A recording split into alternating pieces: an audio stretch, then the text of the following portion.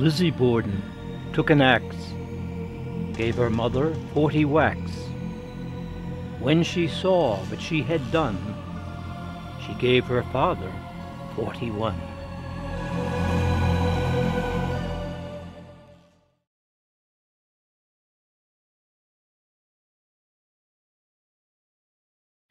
Hi, my name's Colleen. I'm a tour guide here at the Lizzie Borden Bed and Breakfast Museum, and I'm going to tell you a little bit about the story of Andrew and Abby Borden and Lizzie Borden.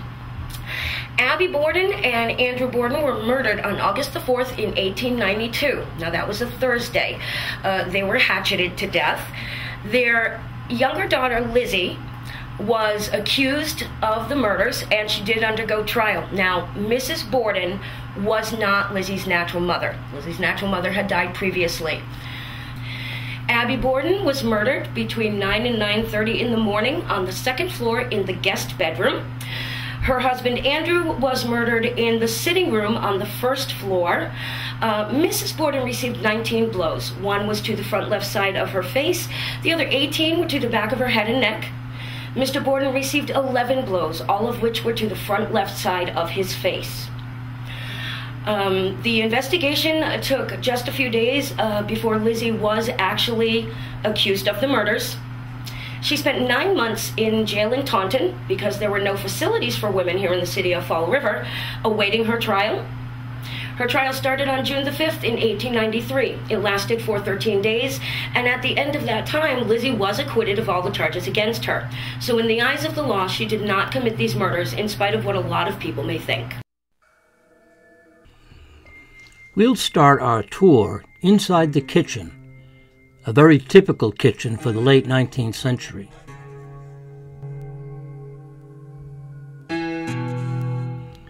These axe marks are very noticeable on the kitchen door, probably a coincidence. Next is a very fashionable and comfortable dining room.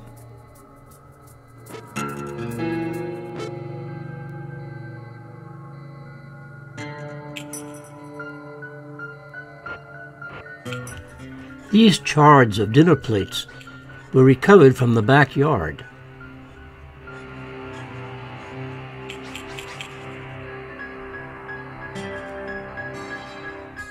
From the front hall, we can look into the sitting room, the 19th century version of our family room.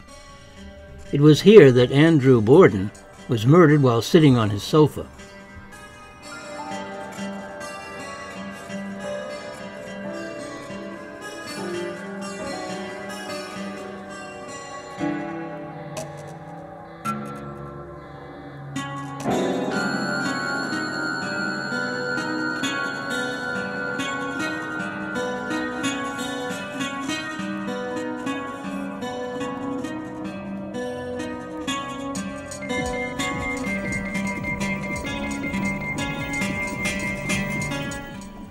Now into the parlor. This was a very formal room, used mainly to entertain and impress company. The Bordens had visitors the night before the murders, and probably used this room.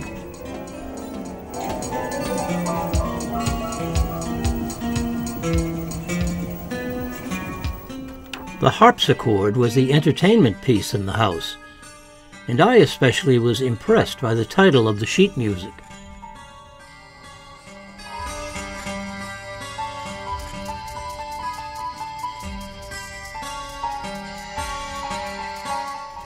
So now, let's join Colleen to view the upstairs rooms.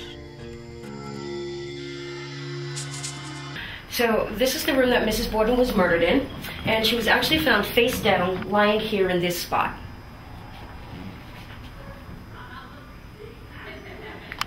Is this her bed? It's not the original. None of the furniture in the house is original. But this is where it was.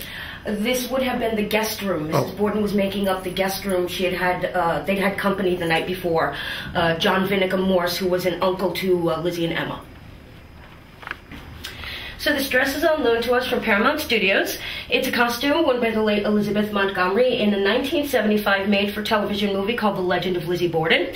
Miss Montgomery did play Lizzie in that movie. She can be seen wearing this dress right here in this photo. And the actress next to her is Katherine Hellman, who played Lizzie's older sister, Emma. Why don't you go in there? I'm going to be very honest with you. I get very angry when I go into that room and feel very resentful. I have no idea why. Really? Yep. And this room was Lizzie's. If you're interested, we do have some of her books in the bookcase on the second shelf there, wrapped in plastic. And if you want to see a sample of her handwriting, you can actually look on the bottom shelf all the way to the left. There's a book propped up behind a doll that has LAB in it. And Lizzie used to initial all of her books when she read them.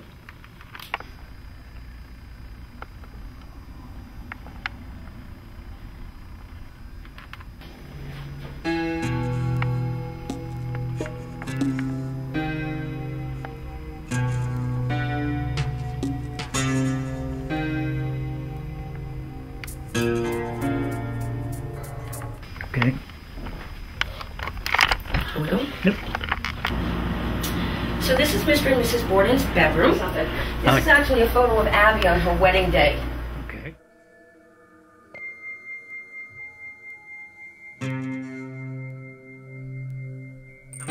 So this is Bridget Sullivan's room. She was the Borden's maid. She was 26 at the time of the murders. And this is a photo of Bridget. And we're on the third floor? And we were on the third floor in the attic, correct.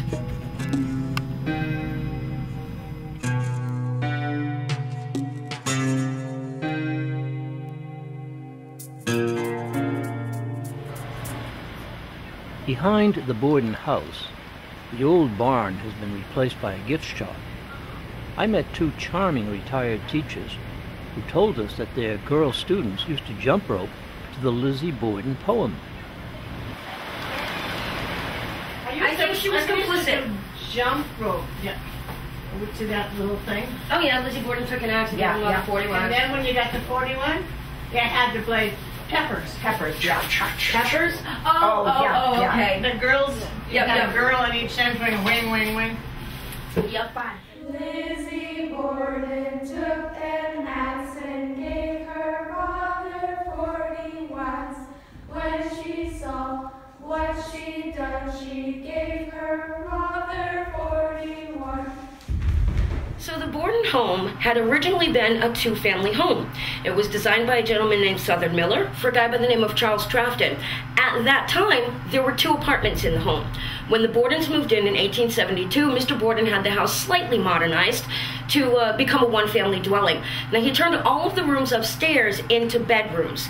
This kind of puts privacy at a premium to the family because there were no hallways in between any of the rooms on either floor. So they did have a way of dealing with that. The door between Lizzie and Emma's room and Mr. and Mrs. Borden's room was kept closed and locked at all times on both sides. Unfortunately, it cut the house right in half. The former Mr. and Mrs. Borden couldn't get to their bedroom without going up the back stairs. They couldn't use the front.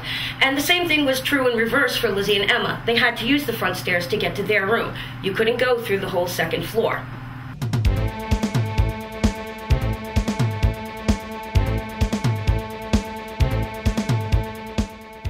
Lizzie Borden took an axe, gave her mother 40 whacks. When she saw what she had done, she gave her father 41.